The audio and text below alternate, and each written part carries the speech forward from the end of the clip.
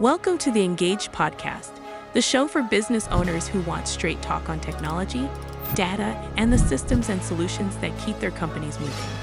Each episode tackles a real problem, maps out practical solutions, and delivers proven tactics you can use to choose the right tools and run a profitable business.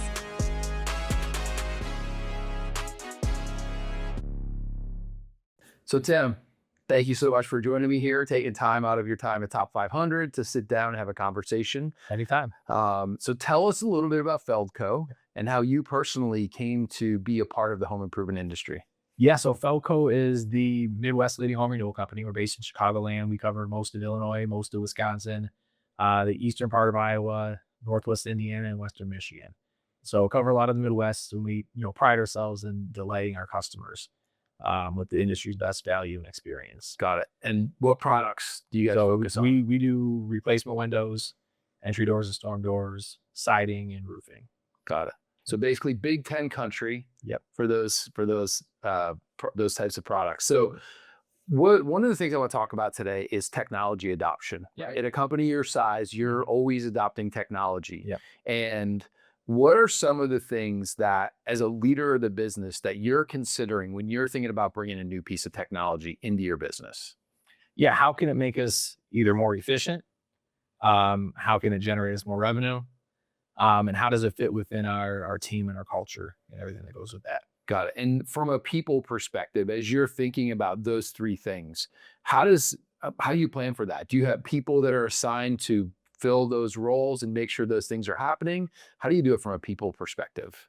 That's the hardest thing, because people are creatures of habit. So anything new, even if it makes it better for them, takes a while to get it to come through. So you have to start by a small group of people and get some early adopters into the mix to make sure they're on board with what you're trying to do, and grow it out from there. Got it. So along those lines, as you're thinking about tech adoption and from a leadership perspective, how many pieces of technology do you put in at any one time?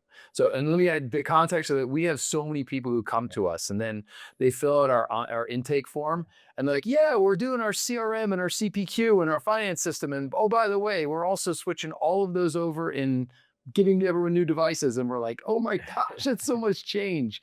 How do you guys manage that at Feldco? Yeah, I mean, there's so much technology out there and it's all super interesting and you want to get a piece of all of it, but it's really important to make sure you take small bites at it. You can't do too much at once because too much change creates chaos. And if you're changing multiple things at the same time, you're not able to really track what's driving that change. And so ideally I'm doing one at a time. Sometimes if there's separate groups or separate departments that are integrating technology, we can do multiple projects at once. But if it's, all sales oriented, I'm not going to put 6 new sales technologies in at once. I'm going to do one, see how that has an effect on business first before I try the next one. That's really smart. It's kind of like, 10th grade science class when they say you're in chemistry, don't change 5 things, change one thing at a time. And then you'll know if the chemical reaction was actually. Exactly. Yeah. And I feel too many people bite off more they can chew early on. Yeah. Well, there's so much technology out there. Yeah. Right. There's a million different technology solutions you're going to walk down and see a vendor area today. And there's probably 7 things that you might be interested in implementing, but you can't do them all at once. Right. Well, because it kind of brings me to the next question, right? So you have a new piece of technology. You're telling your sales team, this is the direction we're going. How do you plan for adoption? Do you have a set way that you do it with training and onboarding? Like how does Feldco make those changes? The first thing is you have to talk to the salespeople as what's in it for them. Because as much as I want every employee that works for our company or any company to care about the bigger picture, a lot of people just care about how does it affect me and how's it going to affect what I do. And so you have to pitch the benefits, not of just what it does for the company, but how does it make your life better too. And when you can frame it that way, you'll get a bigger percentage of people to buy in right away. It also helps if you can add some sort of incentive to do it as well. And if all else fails, then you got to have some sort of punishment if they don't do it, to realize that this is the direction we're going. It's not optional. Yeah. We had one customer who literally got rid of half their sales team, and it wasn't just our software they were putting in. They had modified more than one thing, and they had done them in succession, but they did them all, and then they realized that their close rate should be going up by this much. And the team that didn't get on board was not improving in that same way. And they were like, listen, guys, this is either sink or swim time. You're either going to do it or you're not going to do it. But it wasn't the hammer at first. Right. I like your approach of let's go at it a little bit at a time. I think that makes a lot of sense. So truth time, was there ever a tech deployment that went bad? And you need to tell me who it was or what it was, but like, did you learn anything from that, right? You either win or you learn. Yeah. Right. Is there something you learned from that bad deployment? Yeah. And there's been some external stuff that we do, we integrate things. We also do things internally, from improvements to our systems and stuff that we build and maintain and stuff. And when you want to roll something out that you don't have the right people in place to take to the next level, and you don't get that adoption because they're not either technologically savvy, they don't have the right mindset to do it, and they're the main people that have to use it, then it's not going to go where you want it to go. And that's why when you look at all the technology that's out there, like I said, it's efficiency, it's revenue generating, and it's also how does it fit within the culture.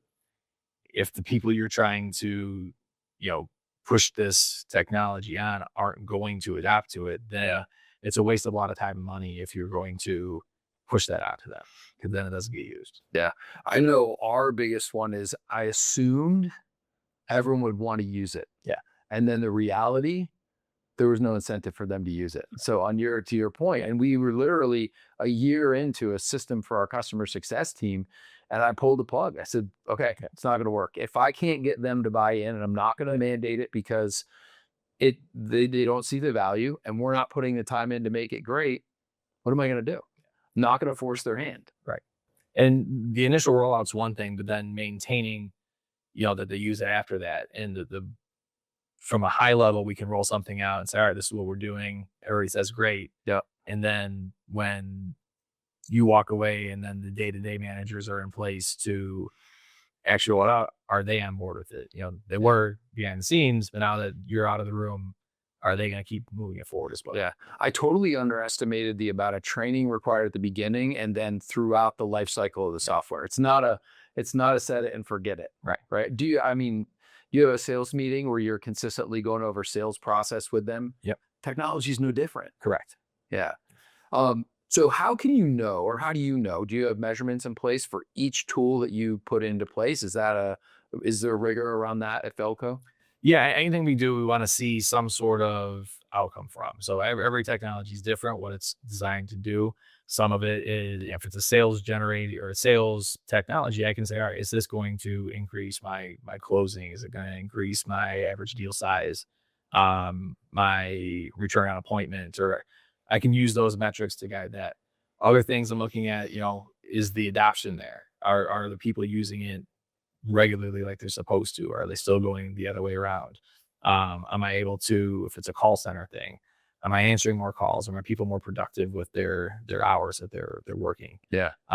So it all depends on the technology, but I'm going to look at whatever metrics are there to make sure we're, like I said, getting more efficient or generating more revenue with what we do. Yeah. So if you look at those and all of a sudden you see that metric is trailing off, how do you go about assessing whether it's time to sunset a piece of technology or maybe bring a new piece of technology in? But how do you assess that change when change is needed? Yeah. Is it a technology issue where no one is benefiting from the technology, or is it a user issue where there's just some users that aren't using it to the fullest or don't quite understand it or aren't quite bought in? So you have to really look and say, all right, do I need to change the technology or do I need to change the user? Interesting. And how do you go about that in a you have a normal training schedule for everyone? You have sales meetings maybe for the sales team, but across your business, production, using tech, I assume you're using technology across everywhere. Yes. Like we always think about the sales guys and money. Right. Great. But there's money coming from all the other aspects of If I don't production, marketing. if I don't install it, I'm not getting that back end payment in, and that's where the majority of that money comes from. I don't have leads to run if my people don't set those leads. That's right. So thinking about new technology in the market, what role is AI playing in your business today? And you need to give any super secrets, but are you guys thinking about it? We definitely aren't thinking about it. And, some of the technologies that we use currently, third-party technologies, use AI as a backbone of what they do. And that's great. And then there's also some internal stuff that we're working on that needs to tap into AI as well. There's just so much that AI can do for you, and it's all super interesting, and it's all you want to get into it right away, but there's so much of it. It's like, where do you begin? Yeah. What's the most important one to get through? Yeah. The way we think about it is, if there's a problem I need to solve, I'm going to go try and find the tool that will help me solve that problem. Right. Maybe a human is doing the job right now, but if I add a tool to it, I could make it even better. Right. I mean, it's kind of like if you're putting on a roof or you're replacing a window. Well, a tool is required to make that happen. I can't do it all with my fingers. Well, what's the best tool for the job? And does it actually solve the problem? Yeah. I think a lot of times, especially AI is one of these, especially where it's super shiny and there's 100 people coming at you with AI solutions. Yeah. We've been very careful about our approach to AI within Engage, because we don't just want to put something in to check the box to say, oh, we have AI too. When we really smart about actually solving a problem that Feldco has before we just dump technology on it. You guys have that same mentality? Yeah, we have, a pretty great IT department and developers on staff that help us integrate these things into our systems. And one of the biggest thing, like I said, there's so much out there. Well, there's a lot of departments too. And do I want to integrate that AI into my call center to make that department more efficient for us? Do I want to put it on my website to make the customer experience better and make it a better lead generator than it is? Do I want to put it on the sales side of things or on the production side of things to make things more efficient? Like we just talked about, you can't really do all those things at once. And so which one of those is the most efficient thing? And that's the conversations we're having internally now of, where do you start with that? We want to do all of them, because I think always it's going to benefit us across the board.